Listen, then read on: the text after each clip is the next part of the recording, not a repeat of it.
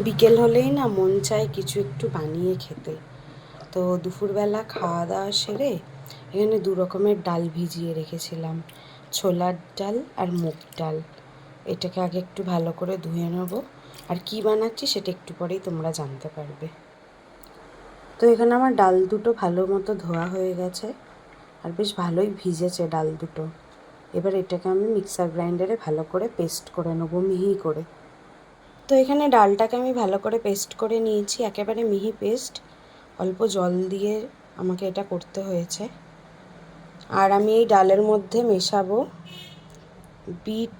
এখানে একটু bit great করে নিয়েছি, সেই সাথে সুইট পটাটো মানে রাঙা আলুও একটু গ্রেট করে নিয়েছি, একটু সাদা তিল নিয়েছি, আর এখানে কারি পাতা নিয়েছি। এই দেখো এখানে সব কিছু আমি দিয়ে দিয়েছি। এবার দেব পরিমাণ মতো লবণ, যতটা লাগবে আর কি। আর দেবো মিষ্টিটা স্বাদ অনুযায়ী, আর একটু দেব। ব্যাস, এই উপকরণগুলো এবার ভালো করে আমি মেশাবো। আমি না এখানে বিটটা একটুখানি বেশি পরিমাণ এই জন্যই নিয়েছি, কারণ আমার কাছে আর সবজি ছিল না। তোমরা চাইলে গাজরও দিতে পারো, আরও যদি কোনো রকম কোনো সবজি এতে অ্যাড করতে চাও করতে পারো। আমার কাছে শুধু বিট আর মিষ্টি আলুটাই ছিল, তাই আমি এই দুটো দিয়েই করছি। এই যে এটা মেশানো হয়ে গেছে, এবার আমি কিছুক্ষণ এটাকে রেস্টে রেখে দেবো। আর এখানে আমি একটু ঝালের জন্য লঙ্কা কুচিয়ে দিলাম। তোমরা চাইলে লঙ্কাটাকে স্কিপও করতে পারো, যারা ঝাল খেতে পছন্দ করো তারা দিও। আর এটা এখন আমি একটু রেস্টে রেখে দেবো। আর এটা আমি আজকে ছিলা বানাচ্ছি।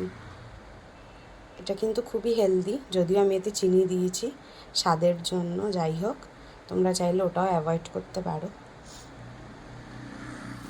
সো এই যে এখানে আমি ছিলাটা বসিয়ে দিয়েছি, আর ঠিক দেখতে এরকম হয়েছে। যেহেতু বিট দেওয়া তাই কালারফুল হয়েছে। আর ছিলার সাথে খাওয়ার জন্য আমি এখানে দই তড়কা বানিয়েছি।